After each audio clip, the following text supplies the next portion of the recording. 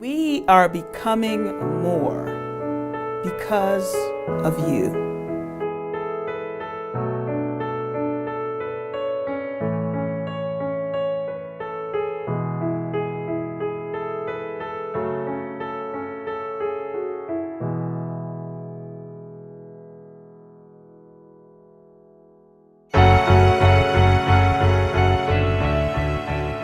We applied for funding from the Greater Kanawha Valley Foundation for the ability to expand our program from going out serving the counties for 3 days, and now we're able to go out 4 days a week, which allows us to see about 20 additional patients a week, just to come out to the community to see what we're doing and to see how grateful the patients are that are receiving the services. I mean, the actions speak for themselves, I would say.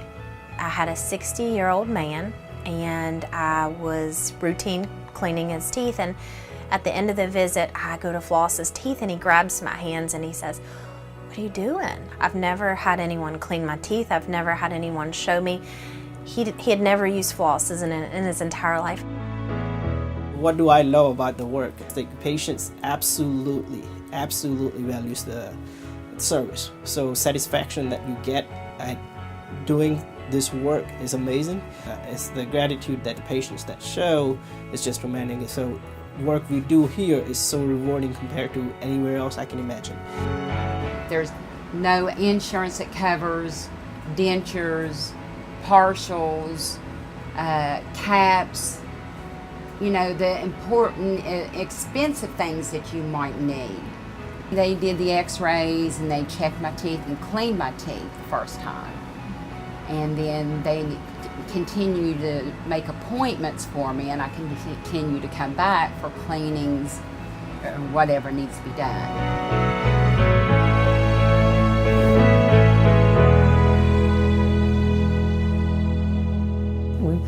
If we had not received the funding, we would have had a lot of people that would be homeless because they weren't able to pay the rent or they weren't able to pay the utilities. And like I said, if they didn't pay the utilities, then they were going to be out on the street.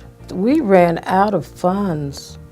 It was April. We ran out of funds. We had so many people coming in, we had to turn people away. And people are still calling, looking for funds. So I think it's a need there, a big need. They were living in Alaska, and the husband lost his job. They came in and they applied and they qualified, and we paid their electric and their gas. And they cried and they cried, and when they got ready to leave, they wanted to hug me and what have you. They've called a couple of times to let me know that life is a little bit better for them. Usually you're kind of nervous because you don't know what to expect or anything like that, but they were so nice. I felt at home. Everything was easy. I had all my information. The lady sat and talked to me like she had known me forever. I'm a single mom. I've lived up Cabin Creek my whole life, and I tried my best since I was a single mom to make sure my kids had everything that they possibly could have. Without the funding I received, I wouldn't have been able to do other things that I needed that was very important in our life. And without these people giving the funding to make it possible for my electric bill to be paid, I would have been without electric. I would have been desperate, just trying to make sure that I had what I needed and my family had what I needed. So without them, I don't know what people would do.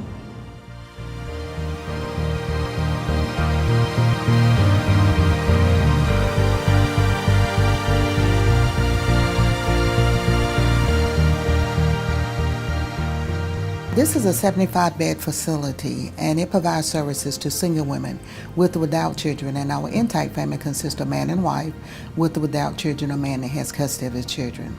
Our individuals would still be struggling. We would still be struggling trying to find funding from somewhere, a part of funding that probably every agency in the community is digging into, and we probably would only be able to get, if we got any, to secure enough funding just to be able to help them partly versus wholly. We still need to come together and combine our resources, finance and otherwise, and work towards eliminating homelessness, one family at a time. When I came here and after all that stuff happened to me, I just had no hope. I felt like I was existing for over 10 years now. And if it wasn't for the funding here at Sojourners, I would probably be back out on drugs. I wouldn't be able to be housed and I would not have a life. I didn't make it in Florida. They wouldn't give me a chance. I was a number, and in Sojourners, I'm a person.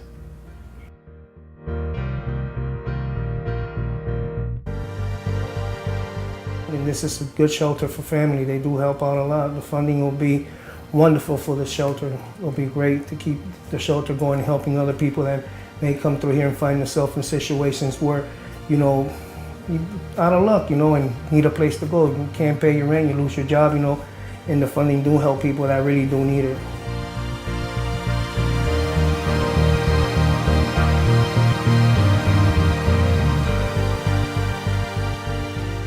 One way that Family Care can extend our dental services for people who maybe can't get into our Patrick Street office is that we have a mobile unit. It's just an RV that we've outfitted for dental care.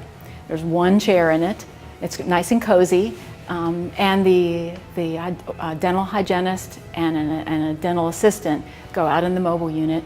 I think they usually alternate with the dentist. Every other month the hygienist goes and the dentist goes, and they take care of whatever oral health needs the patients have.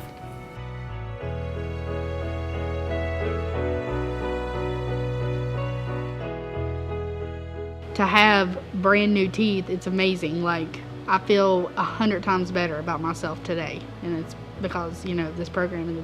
I had all my teeth pulled out about a year ago, and I had, you know, looked into getting them at other places like affordable dentures and stuff, and I couldn't afford it. And then when I came here, they told me that, you know, you can get them after you're here for 6 months.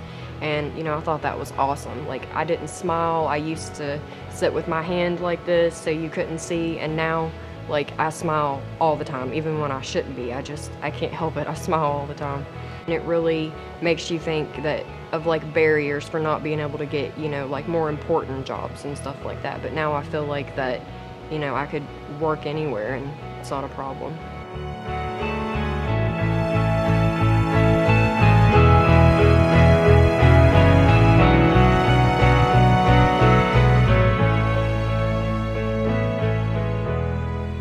Last spring, our air conditioning system went out in our pre-K wing of our school here. So we applied for the emergency aid grant through the Greater Kanawha Valley Foundation to get some assistance in purchasing new air conditioning units. If we had not been able to get this funding, which we were blessed with, our programs would not have been able to operate. We have to operate between 65 and 85 degrees in the classroom, and there were some days that it was much warmer than 85 degrees, so we were very concerned that we weren't going to be able to run our programs. We know that there's a lot of grant opportunities out there, but we needed help almost immediately because, again, there was a chance we couldn't operate our summer programming, and the emergency happened in spring. So for us to be able to find a grant that was specifically for emergencies and to be able to move so quickly, and the process was just so wonderful and smooth, and we were actually able to get this taken care of so that we could have our programming.